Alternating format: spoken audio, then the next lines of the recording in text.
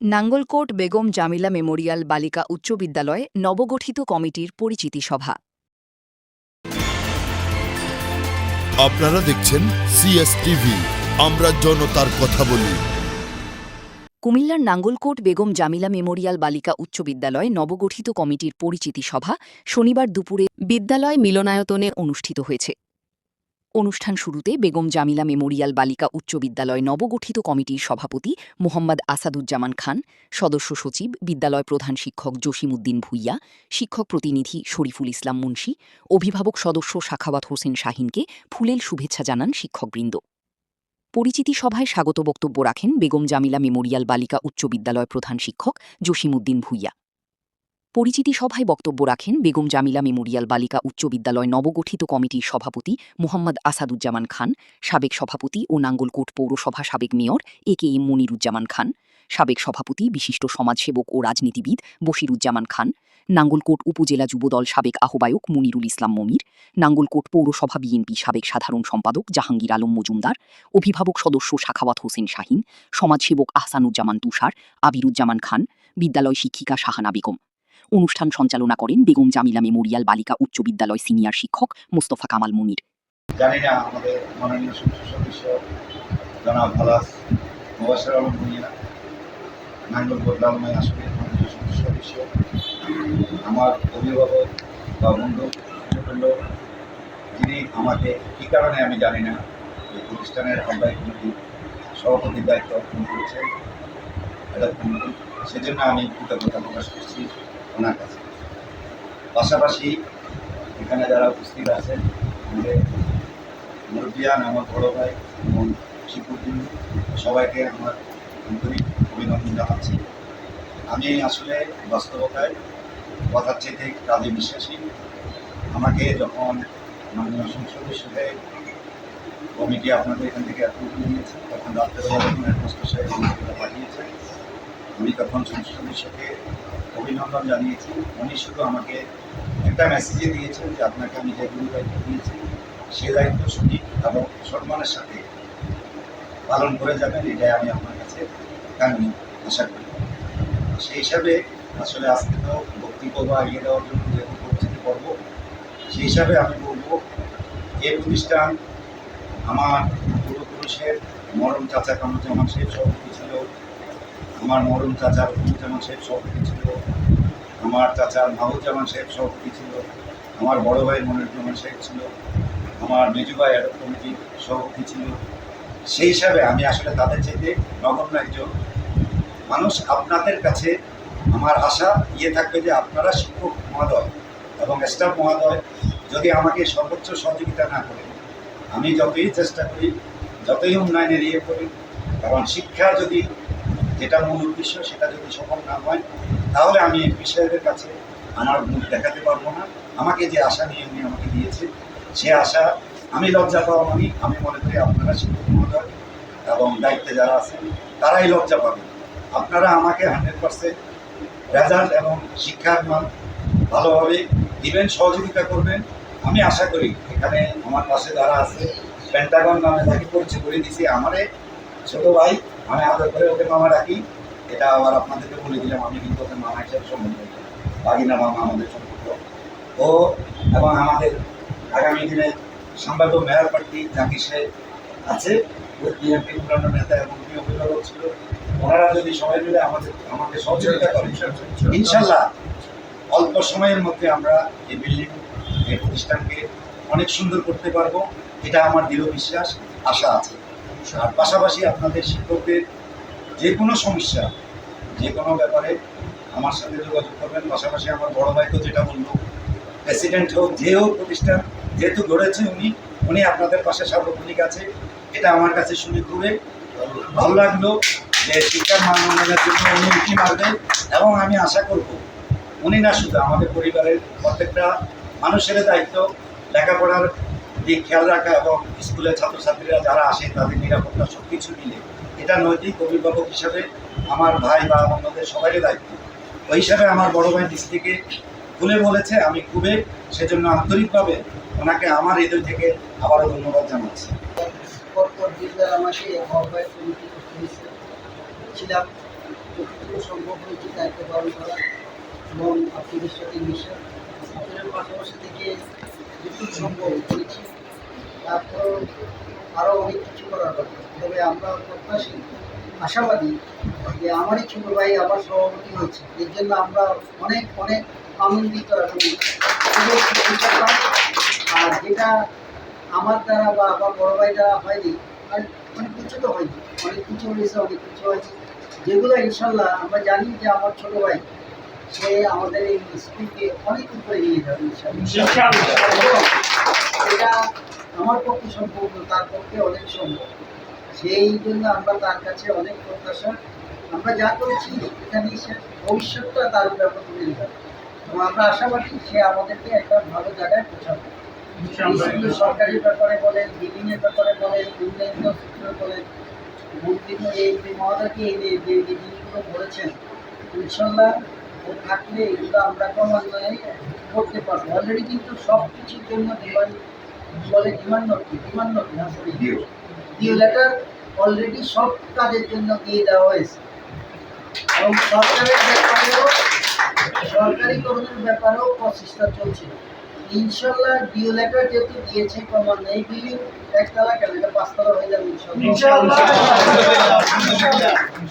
এবং এই মাস রাহুল জামান সাহেবের লাস্ট মুহূর্তের কথা ছিল, প্রধান শিক্ষক সাহেব জানেন একদম লাস্ট মরার কথা 20 মিনিট আগে ওনাকে বলছেন যে বসি আমি তো আমার কাছে মাঠটা ভালো লাগে না, ওনাকে সব দেখে বলছে যে এই মাঠটা সুন্দর করে এবং আমরা এই বিল্ডিং হয়ে গেলে ইনশাল্লাহ আমাদের বর্তমান সভাপতি সাহেব সবার আগে আমি আশা রাখি আমাদের মাঠটাকে সুন্দর করে দেবে। কিন্তু আমার সমস্যা ছিল বিল্ডিং হওয়ার পরে তা আমার যেহেতু নিয়মের কারণে আমরা একবার এক একজন হবো, এটাই নিয়ম এবং সবচেয়ে ভালো যে আমাদের পরিবারের লোক আছে ইনশাল্লাহ। এই মাঠও বিল্ডিং হওয়ার পরে দেখবেন যে এই মাঠ হয়ে গেছে ইনশাল্লাহ। ইনশাল্লাহ যেটা কামরুজ্জামান স্যারের সবচেয়ে লাস্ট মুভমেন্টের কথা, ইনশাল্লাহ আমি আশা করি এটা আমাদের সভাপতি দ্রুতভাবে করে দিবেন, তবে এই ঘরটা ভাঙার আগে তো করা যাবে। আর পাশাপাশি আপনাদের ইচ্ছাদেরকে আমি বলবো, আমি যেহেতু দায়িত্বে ছিলাম আমার কোনো কারণে বলতে হলে মনোদৃষ্টিতে দেখবেন আর এই আর কি। তারপরে হলো ইনশাল্লাহ যেটা আশাবাদী ইনশাল্লাহ রেজাল্ট স্কুল ভালো, আমাদের ভালো রেজাল্ট করে এটা আমরা স্বীকার করি, কিন্তু এই রেজাল্ট ভালো রেজাল্ট না, আরও ভালো রেজাল্ট হইলো আমি যদি 100 জন পরীক্ষা দিয়ে আসি 100 জন পাস করে সেটা হলো ভালো রেজাল্ট। মাইন্ড করে আমরা 200 জন পরীক্ষা দিয়ে আসি আমরা 50 জন পাস করছে, এটা কিন্তু ভালো না, এটা কি ভালো বলা যাবে। সেই জন্য এবারে যেটা আমরা আশা করি ফর্ম ফিল আপ করিয়েছি আমরা অনেক সংখ্যক কম, কিন্তু এবং এই কারণে পুরানো কিছু ছাত্রছাত্রী আছে হয়তো, কিন্তু ক্রমান্বয়ে আমরা যাদেরকে 100% আমরা পাস করাবো ইনশাল্লাহ। এখানে যখন ঢুকবে গ্রেড দিয়ে তখন সবাই এক পরিবারের এক সদস্য হতে হবে, একই পরিবারের সদস্য হতে হবে। সেই জন্য এই চিন্তাটা আমার মাথায় সবসময় আছে এবং আমি যতটুকু চেষ্টা করেছি আমাদের মধ্যে এটা একটা বন্ধন সৃষ্টি হয়েছে।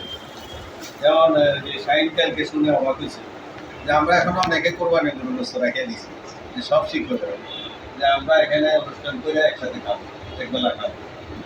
সবাই মানে এটা শুনে শাহিন অবাক হয়ে গেছে, কি বলে না এটা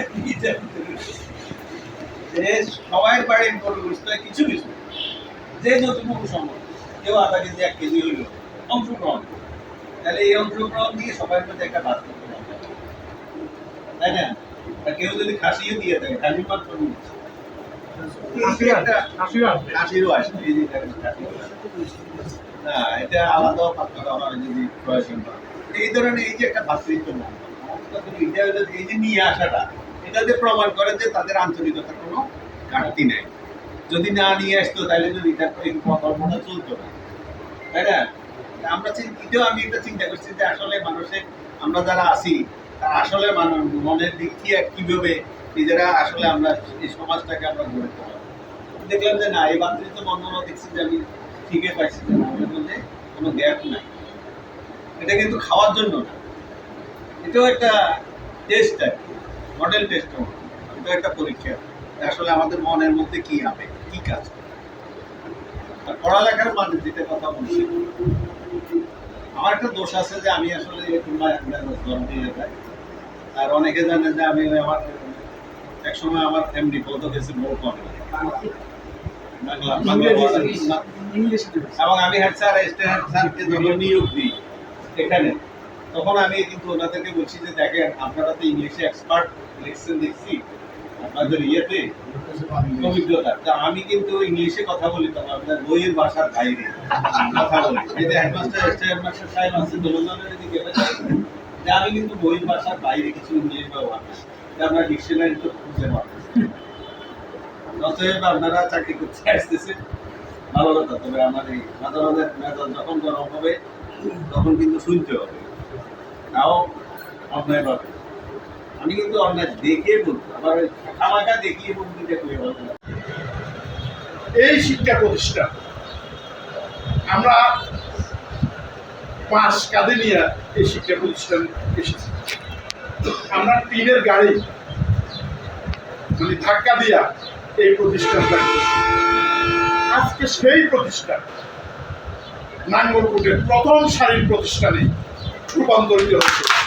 এজন্যই আমি গেছিলাম, আমি ক্ষুদ্র থেকে এই প্রতিষ্ঠানের অভিভাবক সদস্য হয়েছি নির্বাচিত, এবং আজকে যারা আগামী দিনে নেতৃত্ব দিবে এখানে আমাদের সন্তান তুল্য, যেমন আমাদের আবির আছে, তুষার আছে, আমরা তো একসময় চলে যাব, তারা যেন এই প্রতিষ্ঠানগুলোকে নেতৃত্ব দিয়ে সামনের দিকে এগিয়ে নিয়ে যেতে পারে।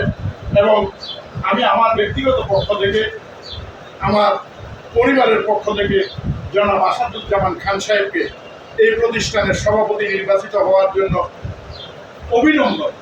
সেই পরিচালনার ভাগ আমি মনে করি অত্যন্ত দক্ষ ওনার সুদক্ষ পরিচালনায় ওনার পারিবারিক যে ব্যাকগ্রাউন্ড আছে, পারিবারিক ব্যাকগ্রাউন্ড সহযোগিতা এবং আপনাদের আন্তরিকতা, মাননীয় সংসদ সদস্য ইতিমধ্যে ওনার নিশ্চয়তা দিয়েছে। আমার মাননীয় সংসদ সদস্যের সহযোগী এই প্রতিষ্ঠানের এখানে আমাদের ছাত্রছাত্রীদের দায়িত্ব দিয়েছে। সুতরাং আমি মনে করি এই প্রতিষ্ঠানের যত অপূর্ণতা আছে আমাদের বর্তমান সভাপতির মাধ্যমে ইনশাল্লাহ আমরা সেটা আমার পরিবারের অক্লান্ত পরিশ্রম ত্যাগ সকল কিছুর জন্য আমি আমার গভীর শ্রদ্ধা করে স্মরণ করে যারা এই প্রতিষ্ঠান পরিচালনা করবেন আজকের দিনে দুনিয়া থেকে বিদায় নিয়েছে, এনারা আছে আগামী প্রজন্ম সকলের জন্য আন্তরিক শুভকামনা রইল। আমি দৃঢ়ভাবে বিশ্বাস করি বসির ভাই ওনার সাথে আমার কয়েকটা প্রোগ্রাম মিলিত হওয়ার সুযোগ হয়েছে। আজকে আসাদ ভাই সভাপতি দায়িত্ব নিয়েছেন। আমি দেখেছি, আমার দেখা মতে যদি ভুল না হয়, আমার দৃঢ় বিশ্বাস আপনারা আমার সাথে একমত হবেন, খান পরিবারের অধীনস্থ নাঙ্গলকোটে আমাদের যে সমস্ত প্রতিষ্ঠানগুলো আছে, এই প্রতিষ্ঠানগুলা সর্বোচ্চ আন্তরিকতার যে চক্ষু আমাদের মনিরুজ্জামান খান সাহেব। আমি আশা এবং প্রত্যাশা করব আজকে আমরা যারা পরিচালনা কমিটি বা অ্যাডহক কমিটি মনোনীত হয়েছি, এখানে সীমাবদ্ধ নয়। আমি বড় ভাইয়ের কাছে আমাদের আবেদন থাকবে, দুনিয়াতে কেউ চিরস্থায়ী নয়। আপনি আপনার পরবর্তী আপনার প্রজন্ম, পাশাপাশি আপনার প্রতিবেশী, সকল কিছুর মধ্যে এই প্রতিষ্ঠানগুলো যেন দিন দিন আলো জলজলিত হয়, সেই প্রত্যাশা করে আপনার সর্বোচ্চ আন্তরিকতা এই প্রতিষ্ঠান সামনে পরিচালিত হবে। বর্তমান সভাপতি জনাব আসাদুজ্জামান খান সাহেব, যিনি আমাকে অত্যন্ত স্নেহ করেন, বলার ভাষা রাখে না। আমি বিশ্বাস করি যার সহযোগিতা আমাদের এই প্রতিষ্ঠান এবং আপনাদের এই বেগম জামিলা পরিবার, শিক্ষক শিক্ষিকা, আমার জানা মতে নাঙ্গলকোট আর কোনো প্রতিষ্ঠানে এত সম্পর্কিত না। একটা শিক্ষক, একটা শিক্ষিকা, একটা প্রত্যেকটা সময় আমাদের একটা পরিবারের মেম্বার। আপনাদের এই গুণটা আমার বিশ্বাস এই প্রতিষ্ঠানের পড়ালেখা শুরু করে সকল কিছু ইনশাআল্লাহ দিন দিন অত্যন্ত বৃদ্ধি হবে।